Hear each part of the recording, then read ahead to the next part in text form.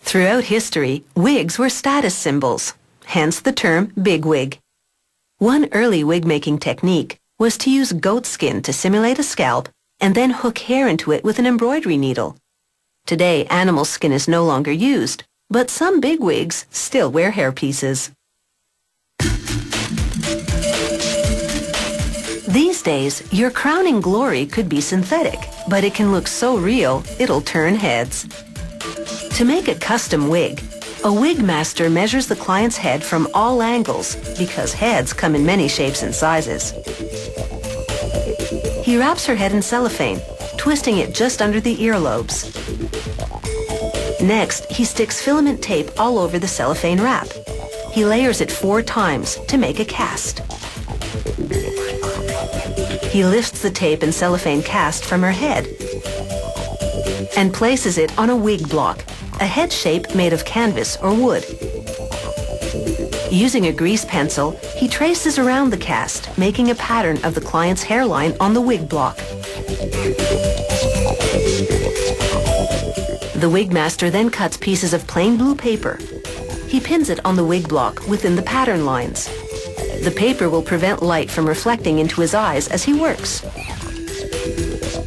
Now he places a large-sized polyester and cotton lace on the block and cuts it to the penciled outline. He pins a finer lace from front to back, pleating the edges with pins. He pulls open a drawer full of real and fake hair, and it's hard to tell the difference between them. He chooses a tail of synthetic hair labeled Venetian blonde. Pieces of pink and orange synthetic hair will be blended into the Venetian blonde tresses to create dramatic highlights. This is the tool for the job.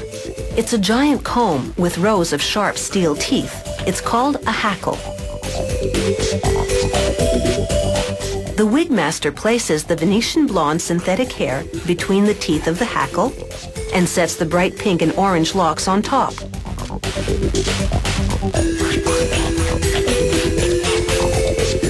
Now he repeatedly drags the hair through the hackle. He loses some strands in the comb, but those are usually the weaker ones. This is called hackling, and the action gets progressively more vigorous. He twists and twirls the tail as he pulls it through the hackle. This is actually dangerous work. One wrong move, and he could pierce his hand on the barbed comb.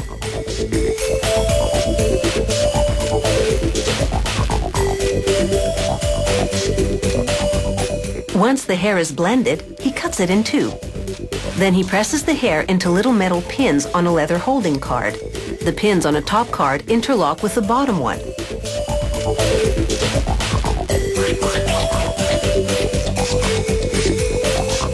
He pulls hair out of the holding cards a few strands at a time. With a small needle that looks like a fishing hook, he knots the strands into the lace, beginning at the nape. This is called ventilating. It's very similar to rug hooking. In fact, it may be why toupees are often referred to as rugs. Ventilating is labor-intensive. He spends a minimum of 50 hours knotting the thousands of strands that it takes to make a wig.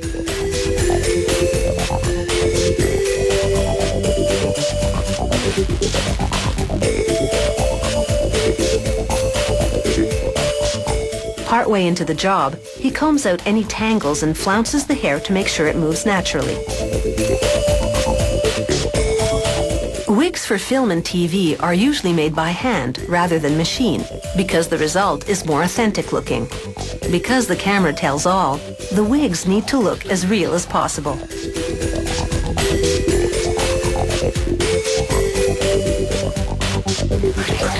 He weaves the front of the wig 1 strand at a time because the front hairline always gets the most scrutiny.